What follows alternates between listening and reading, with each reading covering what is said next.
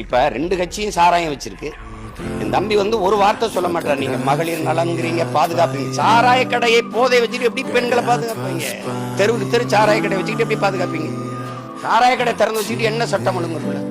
மது போதையில இருக்கும், மதி மயக்கத்துல நினைவிழந்து இருக்கிறவன்ட்ட என்ன ஒழுங்கு இருக்கும்? என்ன ஒழுங்கு இருக்கும்?